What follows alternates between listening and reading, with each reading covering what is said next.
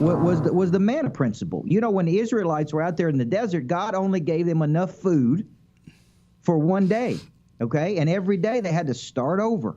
Every day they had to start over. That's why I go broke all the time. That's why I get rid of all my money. And that's the exact point I want to ask you about, because you very well, with your real estate holdings and your companies, could wake up and do what most people do, which is get into a plateaued or static state, entropic. You could become complacent, but you actually really operate from his principles that every day, no matter what you've created, you get up and you start over again.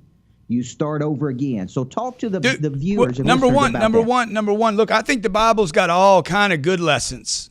Mm-hmm. Unfortunately, I think people take the stuff that they like and then leave the rest. That's right.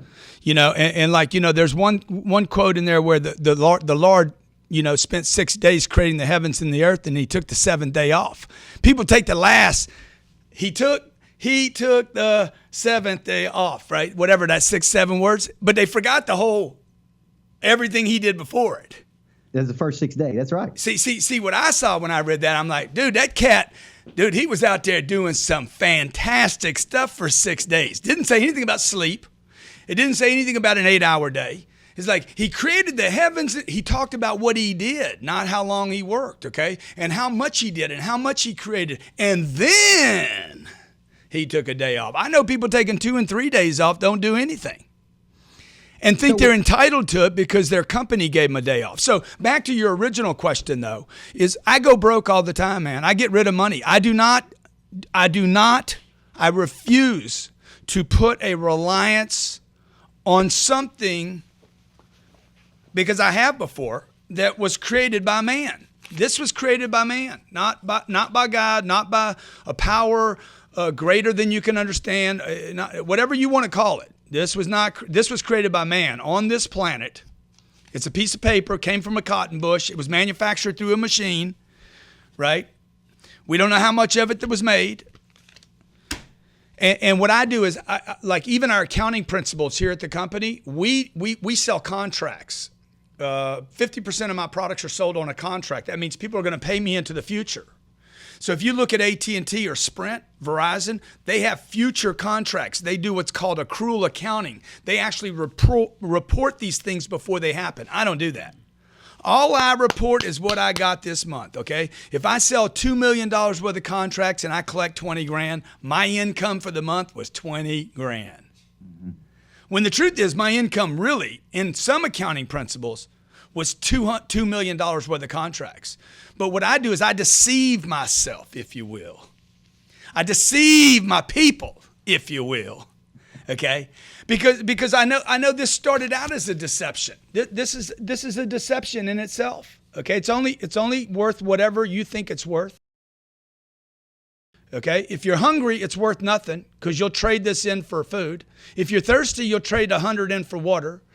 If you think it'll buy you a special number that'll win you $1 million or love, then you'll trade it in. It's only worth what you think you can get from it. And unfortunately, most people put too much reliance on too little of this, too much faith in this, and not enough faith on their actions. And that goes back to the principles of the Bible. Have the faith of a mustard seed. It doesn't say have that big a faith, man. You know, if you got this much faith, you don't need to work on the faith thing anymore. You need to work on the action thing. Because I know a lot of people with a lot of faith that act like the cowards. Well, you've talked about the concept of hustle is overused because there's a lot of people hustle don't produce anything. Yeah, right? Look, these are just popular words now. The hustle, the grind. See, we go through these trends in society where people start using buzzwords. You know, I'm not a real buzzword guy. I don't get stuck on little phrases. You see me change my wording quite often. I'm never stuck very long on a topic. Now, that's probably good and bad for me because I probably don't get all I can out of a subject. But I'm not interested in hustle and grind, dude. I'm interested in prosperity and affluence and affluence and being a good example. And it was an interesting quote in here about in the manna principle. Yet there is that one who scatters, yet increases more. And there is one who withholds more than is right, but it leads to poverty. The generous soul will be made rich. Dude, I'm so rich. way more than the jets and the cars. That's right. You know, I got 2 cars. I got three cars. We got 2.5 cars, really. I got 2 Range Rovers and a Honda Civic. That's a half a car. and I've never been in the Honda Civic because somebody else drives that, right? We provided that for somebody that supports us at the office. But that's not my money, man. This is not where I'm rich, man. I'm rich because I help people. I had my buddy that sold this company for $21 billion. He watched me do a Facebook stream, and there was 31,000 people on it. He watched me give 1 hour, and he's like, "What were you paid to do that?" I said, "Dude, I was paid nothing and everything." Mm-hmm. How often do you do those? I do 1 or 2 of them a day. He's like, "Hey, man, I'm worth $4 billion. He said, "What you just did is worth more than all the money I have." I can't do that, Grant. I can't do that every day. He's like, "By the way, The Rock won't do it. The celebrities that have huge, giant, million people platforms won't do it because they won't be there every day giving it. They're only going to be there when they're there to either drop their book, drop their movie, or drop their program." So that's the way I get, dude. I get from giving. And it doesn't. I need money to do this. Because the jet. You know, when I bring it over there and I'm like, put 10,000 pounds in it, they don't say, "But how many people have you helped this week?" That's right. So that drives the obsession, because my next question was this. Yeah. Obviously, at some point you said, all right, we did 10X, which became a phenomenal hit. Yeah. But yeah. you said, you know, there's some things we left out in 10X that we needed to say. You've always been an obsessed guy. I went back and watched our interview from 4 years ago. You were talking about obsession 4 years ago. Yeah. Even in our last interview 4 years ago. Yeah. And so because it hadn't finished. It's cooking. The meal keeps cooking. You know, you put the thing in the microwave for 3 minutes, just like they said, and you take it out, dude. It's still cooking, man. The meal is still cooking. The book's still cooking. Mm-hmm. That's why everybody would be well advised to not study 16 different people. Go deep on one guy. If Mike Burt's your guy, then go deep on him, man, and find out how much has he got. You know, how much does the guy have to give you?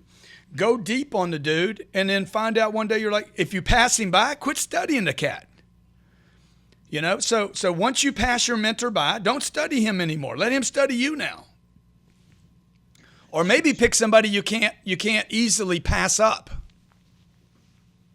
So when you're thinking about this concept of obsession, and I noticed this years ago with your people, you have built obsessed people. And so I think a lot of people want to know, my question was, how do you draw out the obsession in your team?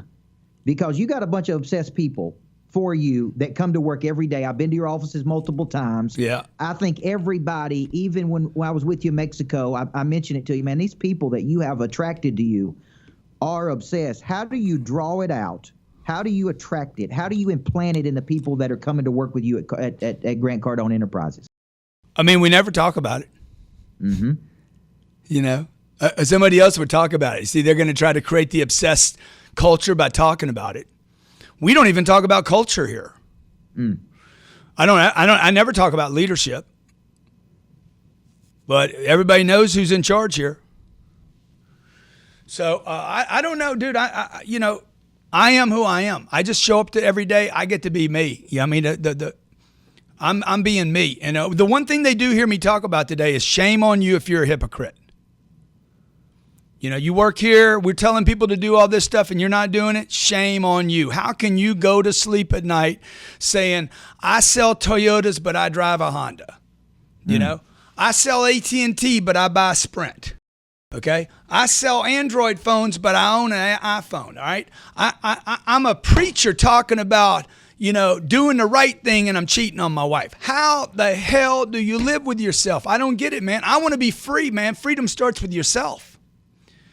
So that's the other thing about like there's a lot of guys out there that rip people off of material, and I'm like, dude, give people credit. If you find somebody, Mark Cuban says something, I don't take Mark Cuban's quote. I share Mark Cuban's quote. And it actually empowers me and makes me look better, not worse. But there's guys that will copy rather than create. You can't do both at the same time, man. You can't make legitimate money and counterfeit money at the same time. It's impossible.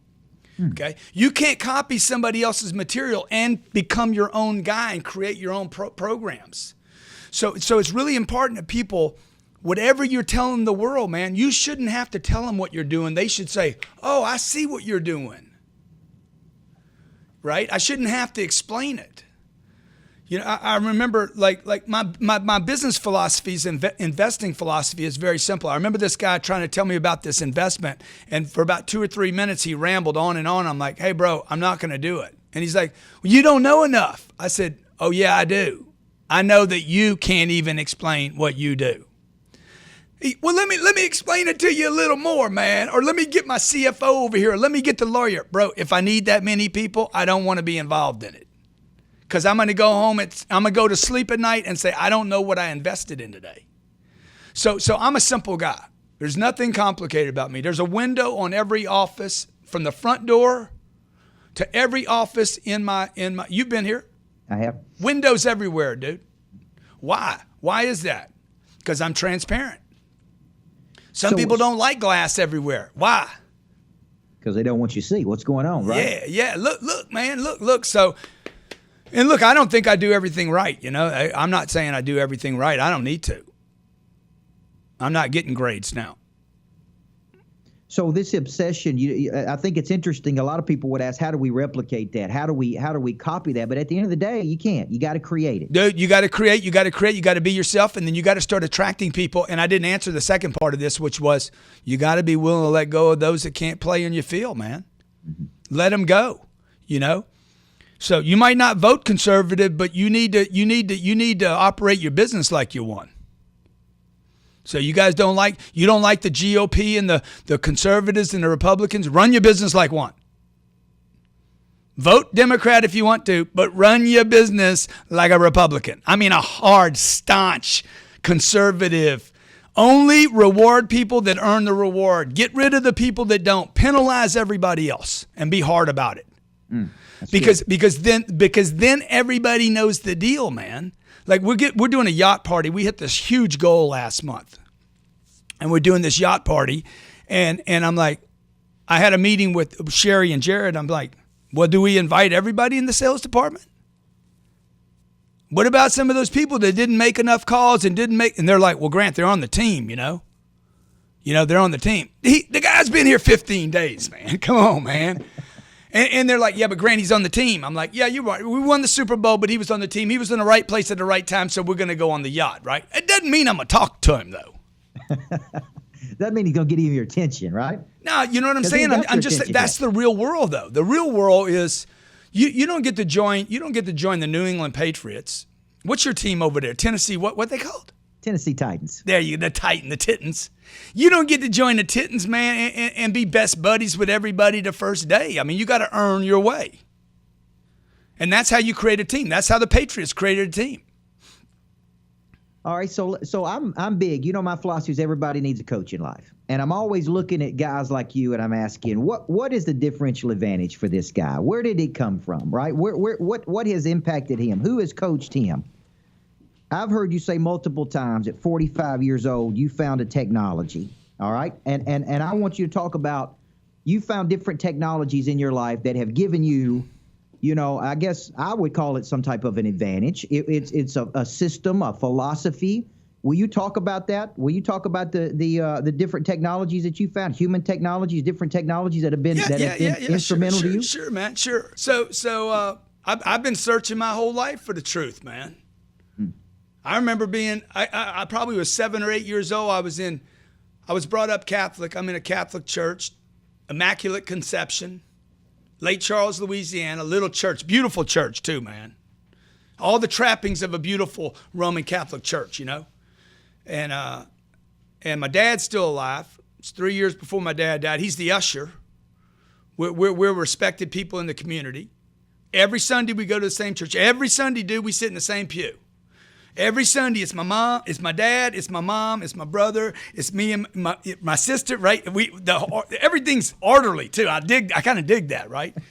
And dude, I remember I couldn't have been more than 7 years old. I remember the clothes I had on, man. My little black pants, my little pleats, my little white shirt, short sleeve. I remember how long Mass was too, man. It seemed not long. Okay. And I remember looking up there, man, and I heard about, man, I'm going to spend the rest of eternity in hell. And I'm like, man, I got to know, man. I said to my mom, I said, how do I know if that's true? And she's like, you can't know everything. Some of this is left for the Lord. I said, how you know that? You know how the kid's all inquisitive? They just keep saying, how do you know? How do you know? How do you know? Right? So look, my whole life I've been looking for spirituality. Like I've been looking for the truth. I've been looking for, am I mortal, immortal? Why am I not reaching my full potential? Why do I go off on these paths that aren't good for me? You know, why do some things that are not good for me like become a temptation? And why do I go up and down in life? And so I very much believe in God, right? I for years, I remember using the mantra, I can do all things through Christ which strengthen me, which is straight out of the Bible. I used that for probably from the age of 25 till I don't even know how long, man. Sometimes I still think about it. And I believe that. I can do. I remember, I know in the book, the Bible, it talks about Jesus saying, you can do all that I can do and more. See, I believe all that stuff. However, I never had a technology, man, that I could apply to all the parts of my life, whether it was my marriage, my finances, my business, my physical condition, the problem I had with drugs, how to get that finally out of my body and out of my mind. So when I was 45, I was introduced to the book Dianetics when I was 25. That book, like, literally shifted my whole landscape. And then got introduced to the technology of Scientology and study. The technology of study, Scientology, fundamentals of life, studying courses where I got to discover for myself, learn for myself, not for what somebody else said. This isn't tabloids, by the way, okay? I know some of you checking out at your local store and you're like, you know, Tom Cruise, you know, dude, all that's garbage. I mean, if that's where you get your news, you're a wrecked individual. I had a guy tell me the other day, I can't check into it. Really? Where'd you learn about that, man? Oh, the tabloids. Bro, please, don't even ask me for advice, okay? I'm going to put you in the loser column if that's where you get your information, or from the internet. So anyway, I studied it for myself. It's been unbelievable for me. It's given me answers with so much certainty for myself to know who I am, to know what happens to me when I die. You know, what is my purpose? What is my potential? How do I make a difference in the lives of others? How do I balance everything in my life? Well, the answer to that question is simple. You don't. You do life and have everything sit inside of life. I learned that at Scientology. Okay? How do I rather than taking life and pushing my marriage and the kids and the business and the money around, instead, it was proposed to me, dude, why don't you just do your life, bro?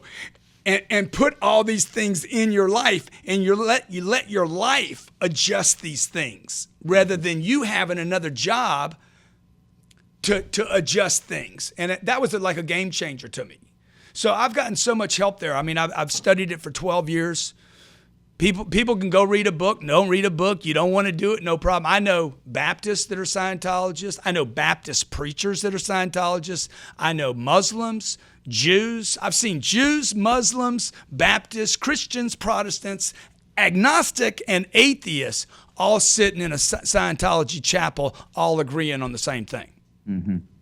So that technology at 45 years old helped you to figure a lot of this stuff out, right? And helped you to elevate. It helped me start removing untruths, like what I can't know. You know, see, when you surrender to the idea that you can't know God, that you're giving up on one of the basic premises. I mean, that's not what the book says. The book says you can't know. Nowhere does it say you can't know. That's human saying you can't know. You can't know because you don't look. And if you can't know the most important thing in the universe, how can you know the simplest things? So when you were going through at 25, and I know you told yourself thousands of times you were going to break these cycles. Right? Thousands, dude. Thousands. And you got up and said, today's the day. Today's the day I'm going to change today. Because there's a lot of people out there who, you know, to me, there's this vicious cycle of start with good intention. Yeah. We fall off the wagon and fail to follow through because of some variable, right? and then we feel guilty about it. And it was really you who introduced me to the concept of what we're really grieving is we're grieving our lost potential. Yeah. I told you that. I remember exactly the day I told you that, dude. Yeah, and so I'd never seen. I'm like, well, what are we grieving? Well, why are so many people on? Well, what we're grieving is the fact that we started with good intention, we fell off the wagon, and now we feel guilty. Well, the guilt's associated with grief. The grief is grieving the lost potential, and you went through that for a number of years. But at 25, you kept replaying, and finally one day it hit. What was the catalyst for that? The day that it actually happened. Well, a couple things. Number one, what you're saying is, why are we talking about grief? Because I don't know if the audience knows how you like skip to freaking grief. Because what happens is if you've ever experienced a movie or music. I remember watching Dances with the Wolves, man. What's the name of that movie? That was Dances with Wolves. Yeah, Dances with Wolves, dude. Or Braveheart. Mm-hmm. Dude, the end of those movies were so just tore through my soul, man, when I watched Wallace say, freedom, and they cut his head off, right? It ripped me. Or when I watch some unbelievable ball game, that ends in this great catch, and I get so moved, or a speaker that moves me so much, and I'm like, why am I experiencing grief, dude? This is weird. And then one day I realized, okay, it was like the door of my potential is being knocked on, whether it's the great one-handed catch or the movie that was written to cause this reaction, right? Or whether it's the love I feel for my child, man. Like I told my daughter Sabrina the other night, I said, dude, she wakes me up at 3:00 in the morning and makes me bring her to bed again, right? And she'll have a nightmare or something, and I carry her, dude, and I'm like, I love you so much. The feeling is so much bigger than myself. So it's at those moments that I'm awakened, that I experience something outside of my body. Whether it's a reminder, this is your potential. I don't know is that God? Hey, dude, pay attention, bro.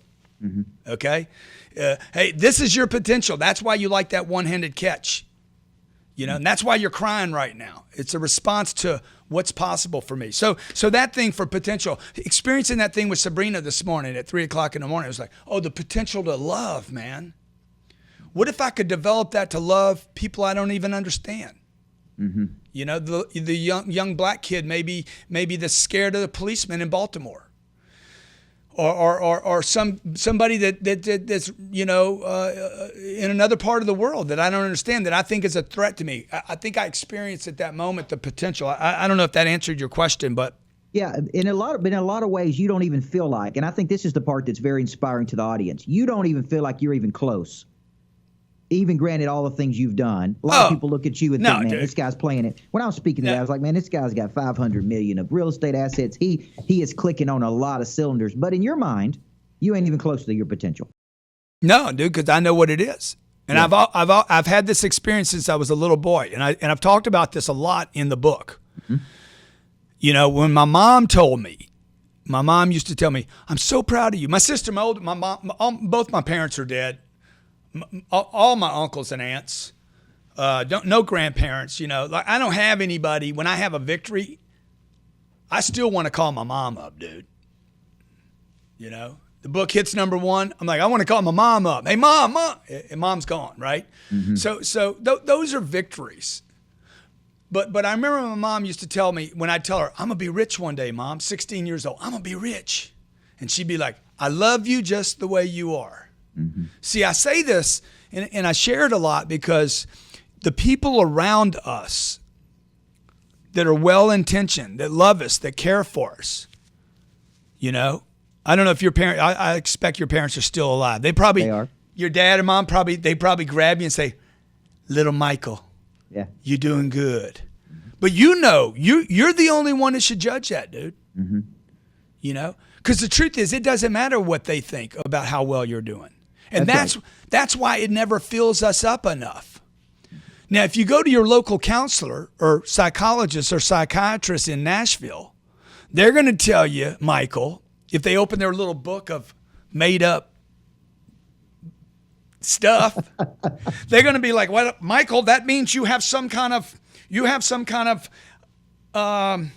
I don't know. They'll come up with some special name, right? That you can't pronounce. You have some type of father, mother condition. And you'll be like, no, dude, I know I can do more. I mean, couldn't that be it? No, you have a void inside of you, Michael, and no amount of success, no matter how many girl teams that you take to championships, no matter how much money you make, no matter how many kids you have, no matter what you do for the community, you will never fill that up. I'm like, dude, you don't even know what you're talking about. You're making stuff up, okay? You live in a 2-bedroom house right now, okay? Other than you doing this every day, that's all you do. Like, show me the proof. I want to fill up. You know, and I don't want to lie to myself, so I know I can do more. This jet, why does a guy end up with 3 of these? You know, why do they buy? Because they can. Well, when you're talking about this, there's a lot of people that are going to identify with this book. I was one of them because my whole life, you know, I've apologized for the way I think, how hard I work, how far I go, taking 10 books with me on vacations. You know, my granddad used to say, man, are you going to write another damn book on our vacation? You know what I mean? I heard all of that. Yeah, exactly.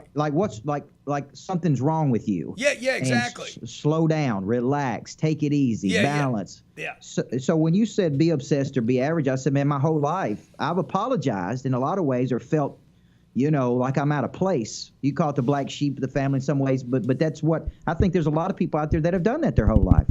Is they are obsessed, but they're taught to suppress all of that. You know, your granddaddy wasn't even talking to you, man. That's what I know today. Your granddaddy wasn't talking to you. He was talking to himself. See, that's what I know about these people. You don't even need to correct these people.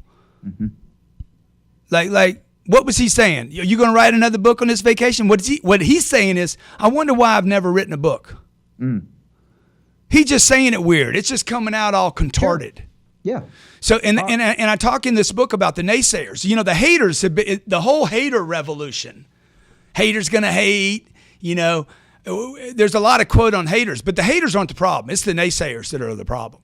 The haters are obvious. It's like your enemies. Enemies aren't your problem. It's the people that are close to you that are diluting your purpose and your mission, okay? The millions of people that continue to stay where they're born, that live in the neighborhood that they grew up in, that never ever challenge anything, you know? How many people are brought up a religion and the only reason they go to that church is because their mommy and daddy went to that church and they've never ever considered, what do I believe, man? How much faith can you really have if you don't even challenge? If you don't look, huh? Yeah, you're just adopting what other people believe, right? Yeah, and by the way, that's what most people do with their goals. They adopt jobs, marriages, children, titles. They become the department head, think that's a goal. They become a father and a husband, they think that's a goal. They become dude, whatever, man. Like, how's that freedom? You know, so I'm a big freedom dude. I'm not a Republican or a Democrat. I want my damn freedom. That's what I want, and I know that's what God wants for me. All right, so let's shift here. We got some people that come to the studio today just to see you. One is a big fan of yours named Good Time Tommy Davidson. Tommy D, what's going on, TD? And Roy Frazier is in here with us. We got several hundred people watching on Facebook right now. Here's something that I think people are interested in about you. Is I really feel like you set out to build what I would consider indestructible wealth. I mean, really serious wealth, right? Yeah, that's right. So a lot of people get all kinds of counsel about what to do with their money. I mean, just look at the books that are out there from whether it be, you know, anybody that's out there on what to do with their money. There's a lot of confusion, but you've made a simple decision at a certain point in your life that you're going to build indestructible wealth. You're going to do it through multifamily. So what's the concept of building excess cash? Break that down for me. Where your business builds you excess cash. You take that excess cash, you build it to a certain point, you then invest it in the multifamily. Explain that to the viewer. Well, you want multiple flows of income. I mean, you know, I don't want diversification. I'm not going for diversification. I want flows of income. I want income that pours on me regardless of what I'm doing. So I'm not getting paid to do this interview right now. I'll get paid back spiritually. I get paid back. You know, is somebody going to buy a book? I don't know. Maybe somebody's going to buy a book. I don't know. I don't know what's going to happen. I just know I need to be in the game. Now, the rest of my life has got to get conducted financially because you live on a financial planet. And anybody who tries to tell you otherwise, this is a financial planet. This is an economic planet. Money is as real as gravity is. You will need money before today's over. If you can go 24 hours, good. But tomorrow, you're going Tommy David right there, going to be looking. Somebody going to ask him for something. Valet the car, go to the grocery store, wherever, right? You probably sold him a ticket to be in here. So you live on an economic planet. Now you got to ask yourself, man, how much money is enough money? How many income flows is enough income? You know, this is a long question you're asking me that we could spend hours talking about, but there's some arbitrary garbage quote going around that the average millionaire has 7 income flows. Okay, there's no way. The average millionaire has way more than 7 flows of income. Okay, I have hundreds of flows of income. Nobody needs to think about 7. You need to think about hundreds and hundreds. So what I do is I get good at my first business. Worry about the top line of your financial statement. Do not worry about your budget. Do not worry about your expenses. Spend 95% of your time on those 2 inches. There's about 2 inches on a financial statement. The rest are pages and pages and pages of expenses. The power of revenue. I have an accounting degree. Doesn't mean I know much about accounting, but it does mean I simplify things. And I talked about that earlier. Dude, I need 1.5 inches to pay for pages. Okay? I need at the bottom of that thing to be net profit, cash flow. Cash flow is what I can live on after I pay myself. That's the leftover profit after I paid myself and everybody else. I want that profit. Okay, I'm going to slice off the piece for the Internal Revenue Service, which, by the way, I'm going to do everything I can to make sure I don't pay him anything. In fact, get that money back. And if you don't do that, you're not a good American. You're just dumb. Okay, I'm going to take that money and I'm going to take all that money and I'm going to push it off to the side until I know what I want to invest in. Now, my choice has been multifamily real estate, multiple doors. We're buying this month. I think we're closing on 900 units more this month. We've got about almost 5,000 units now. Because I know it's indestructible, dude. It's indestructible. There's nothing going to change it. I don't care if I overpay for it. Okay, we are a renter nation. We are going to continue to be a renter nation. There was no reason for people to buy homes. Millions and millions of people. There's millions of people that do not belong in homes today. There's 75 million Gen X or millennials. There's 80 million baby boomers. 150 million people in America don't need homes. So I take that money, I throw it into those doors, and those doors should throw me a passive income, as passive as I can get. I remember meeting a guy. I was in Italy, in Capri, little island in Capri. We stayed at the nicest hotel in Capri.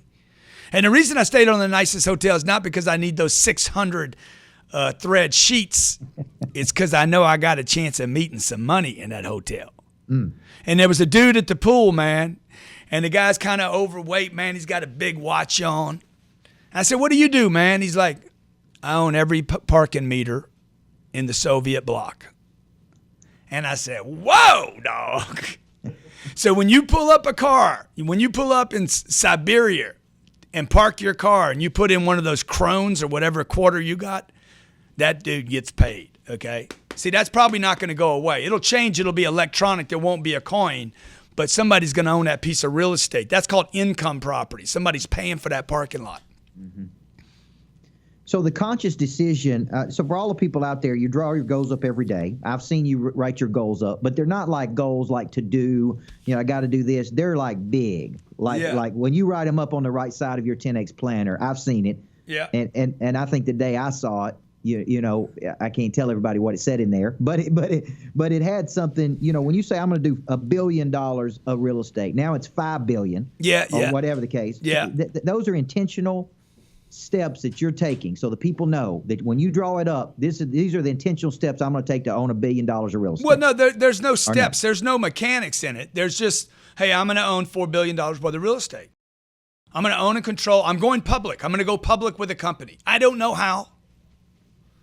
Okay? When I started this, I was writing down, I own 20 units. I used to write down all the time. I didn't own anything. I didn't own any property, dude. I never even bought anything. I never even read a book. I don't even have a little license. And I never got a license. I don't know why I'd get a license. It just doesn't make any sense to me. So I'd write down, I own 20 apartments that cash flow 12%. And I wrote that down in the morning. I wrote it down at night. That was just one thing I wrote down every day. I'm a best-selling author. I never even wrote a book. I don't know how to write a book, don't know how to get one published, nothing. I don't know anything. And I just keep writing it, dude. I just keep writing it, okay? Now, I'm not talking about the law of attraction here. I'm not talking about a mirror. I'm talking about taking action, staying focused on where I want to go, so that I can get my car to the office.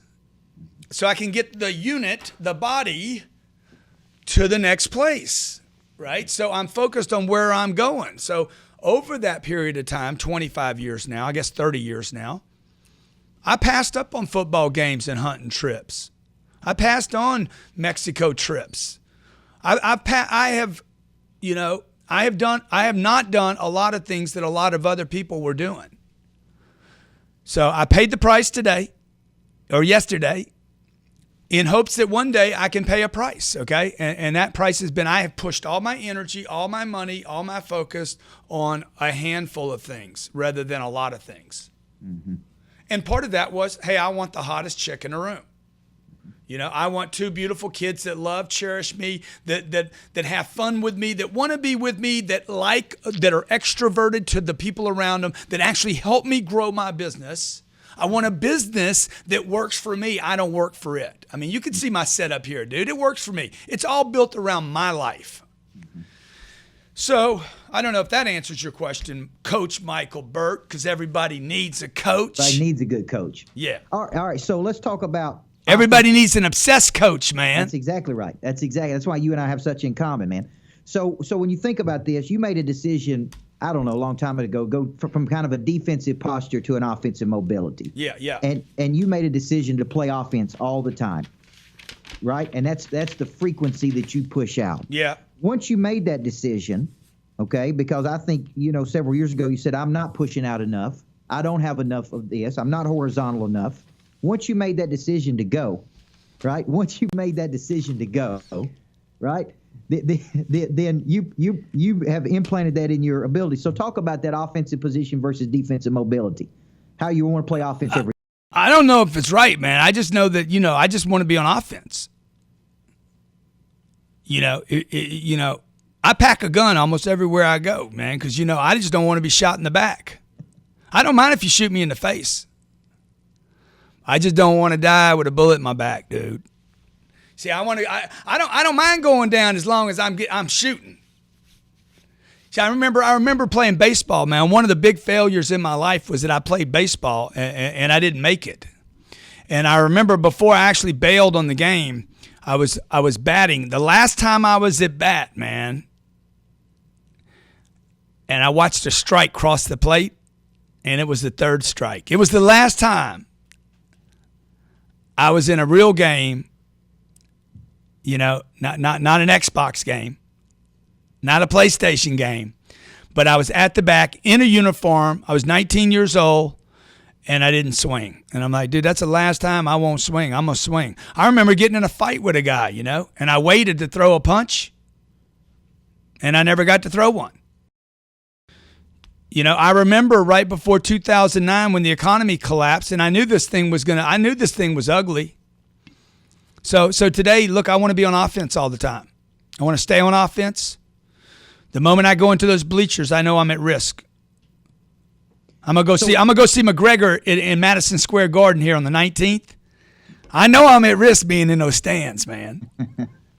So fast forward, we gonna see Grant Cardone for president 2020? No, man. And if, all right, if you were coaching Trump or Clinton, what would you tell him? I'd tell Clinton she ought to just come on, man. Just do everybody a favor. Well, you can't coach her, bro, because that whole thing's a scam. Okay. What would I tell Donald? He ain't listening. This is what I would tell the people. Okay. You got two choices for president. That by itself is a problem. This is a rigged deal. The whole deal's rigged.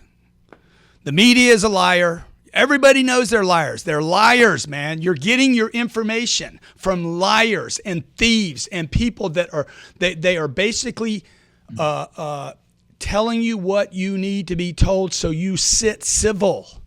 They're trying to keep you out of the game. They're driving the American voter into apathy. Okay? They've created illusions. They've been working with the politicians for years that, oh, by the way, are just working for other guys. So I wouldn't try to tell Donald Trump or Hillary Clinton anything because they're not going to listen to me, man. Because they could never, they know what I'm saying is true. They're going to think I'm some kind of crazy fanatic. The American voter doesn't matter anymore. What matters is the American success story. And if you don't get you and your family successful, you have no chance in this country for the American dream. And you're taking back that power. You're not dependent on anybody else. You still got the same thoughts about the middle class. Right? I make more money when Democrats are in office than when there's Republicans, man. So you know why? Because a lot of people go to sleep. You guys keep believing they're going to help you. They're not going to help you. How can you help a middle class that doesn't exist? It's all based on a lie. What is the middle class? Pew Research this week came out and said in Nashville, Tennessee, 54,000 puts you in the middle class for a family of 5. Look, I don't need some serious math class to understand the math doesn't work. At 162 grand, you're in the upper class. So do the math on that deal. 162.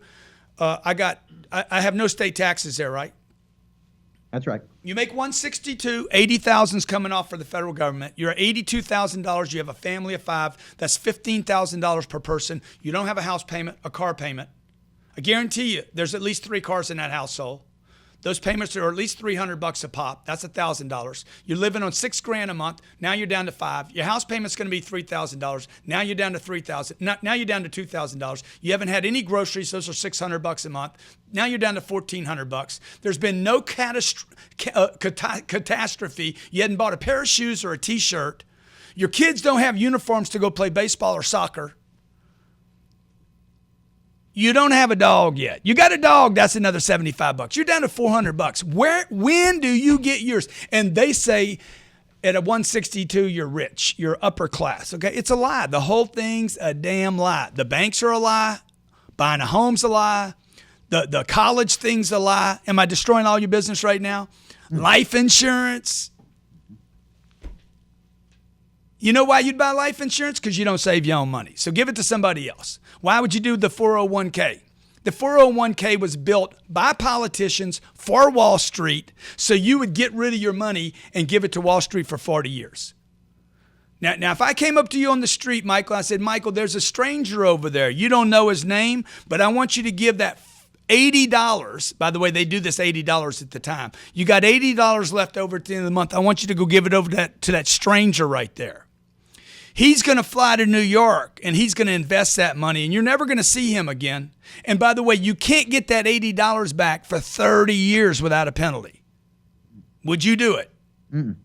Yeah. But you see, politicians got together with Wall Street, with lawyers, and said, why don't we sell this to the American public, man? Give them a little tax break.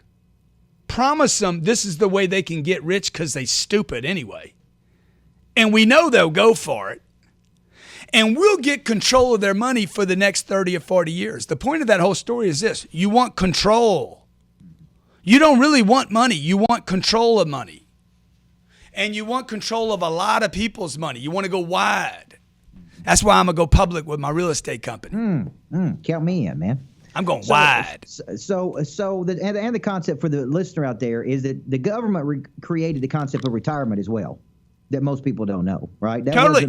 Yeah, the government created this retirement concept. Social Security, Medicare. We'll give it to you later. Yeah.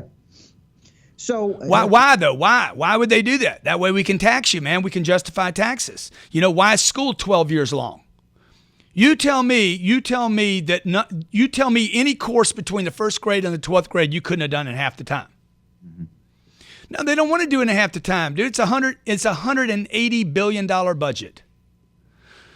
You know, what they want to do is they actually want to increase the funding for schools to a couple $1 trillion. They'd like to keep you in school for 40 years if they could, man. So when Grant Cardone reaches up, because that's what today's show's been about, Be Obsessed, Be Average. This is the book that he's got out right now. It's already a bestseller. I got multiple copies. When you reach up, who do you reach up for? Because you do mention a few people. You do mention a few people that you really look up to, and like I'm reaching up to you. You reach up to some folks too. Who do you reach up to and why? I study people. I just study people, man. It's not, I don't need to have coffee with them. I don't call people up and say, "Can you give me some time?" What do I want 3 minutes with anybody for when I can read their book and study them? I study their whole life work. So I have people all the time. "Hey man, can I spend some time with you?" "Yeah, dude, read my books." Mm-hmm. You think that was a ghostwriter that read that? I mean, the 10X rule, when I read the 10X rule on audio, by the way, the 10X rule is still like number 2 or 3 on Amazon as an audio. We don't advertise that thing. That book originally came out with somebody else reading it. When I heard it, I called up Amazon, I called up Wiley, I called up everybody that had anything to do with it. I said, remove that from every bookstore in America. That is a piece of garbage.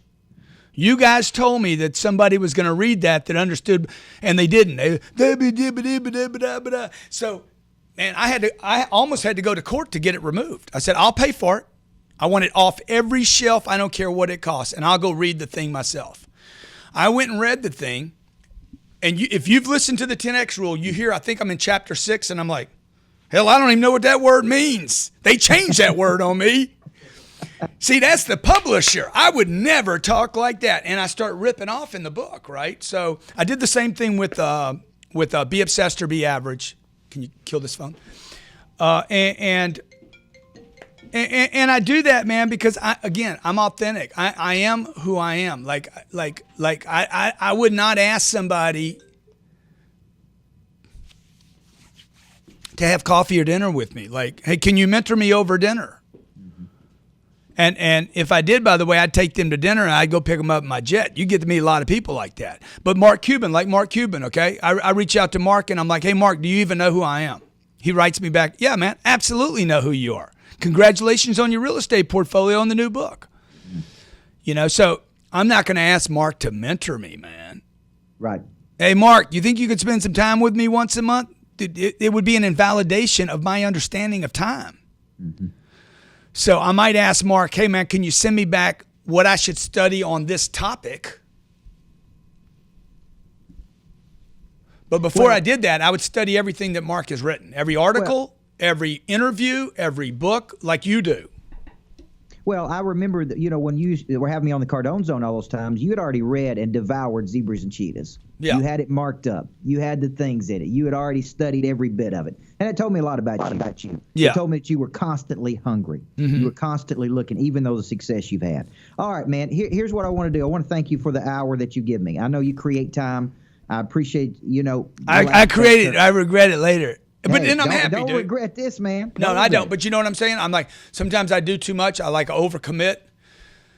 And then I'll get in my car, I'm driving home. Man, why did I do all that, man? That's ridiculous, man. What am I doing, right? And then by the time I get home, I'm like, I'm glad I did all that. Yes.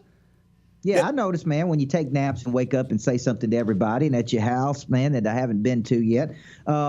Here, I know why I bought this book. I know why I bought multiple copies. I know why it's been a bestseller. There's a person out there that's like, man, I want to be obsessed in a positive way. I want to take those negative thoughts and make them into positive thoughts. Tell the people out there why you think they should read this book. Number one, you need to get back in touch with your addictive, obsessive, compulsive, control freak that is innate in all of us, okay? If you've ever had a warrior tendency, like, who doesn't want to be the warrior, dude? Who doesn't want to be the hero, man? You got to go back and find that guy or gal inside of you, right? And grab that Alexander the Great. And number one. Number two, all the proceeds, the proceeds from the sale of this book go to Drug-Free America and Drug-Free World. I really want to make people aware, and I talk about it a lot in this book, about the whole labeling, ADD, ADHD, the OD, whatever they call everything. We've had hundreds of people in the first days that we published this book reach out to me for help for drugs, both addicted to prescription drugs, street drugs, And I know how painful it is to be addicted to those drugs, whether it's pain medication that you got onto because of an injury or it's weed. I guarantee you 40 people wrote me this week, dude, I can't quit smoking hemp. The kush has got me, man. You know, to people write me about heavy prescription drugs, Prozac, they can't get off Ritalin. I've been prescribed all that stuff, okay? And I'm going to tell you, there's a real good chance that you don't need to be on any of those and that there was nothing wrong with you in the first place. You might have had some crazies affecting your space, your mental neighborhood, but and I just want to help people get off that stuff and make people aware of that. So they can write me at addicted@grantcardone.com, addicted@grantcardone.com. If I can help you get off those drugs, I will. All the proceeds from the sale of the book go to Drug Free America and Drug Free World. And dude, I just appreciate who you are, bro. I appreciate you doing your homework, dude. Well, I get to spend time with talent like you, man. I really believe this. You're 3 and 4 steps, 10 steps ahead of everybody else. You're always a trendsetter. You'll do things, and I'll be like, dang, man, he did it again. He's always out there in front of everybody. Dude, that's awesome, everybody else dude. is always trying to catch up with you, man, including me. I'm like, man, that guy's killing us, man. So I'm impressed with you. I appreciate your friendship. I want to thank you for if you haven't got the book, guys, Be Obsessed or Be Average. Unbelievable book. I got multiple copies, and trust me, there's not a day that goes by. This is probably the best compliment I could give Grant as we close. There's not a day that goes by that I don't speak around the country that I don't refer back to something that I learned with Grant Cardone. And so we're spreading that message. We're getting it out there to the world. And I just want to thank you for being who you are. Grant Cardone, you can go to grantcardone.com. All you got, if you don't know who the guy is, you're not paying attention. So thank you, my man. Be obsessed, be average, 10X. I'm Coach Michael Burt. Every week, multiplying life, money, and business. And that's my man, Grant Cardone, the super freak. Thank you, big guy.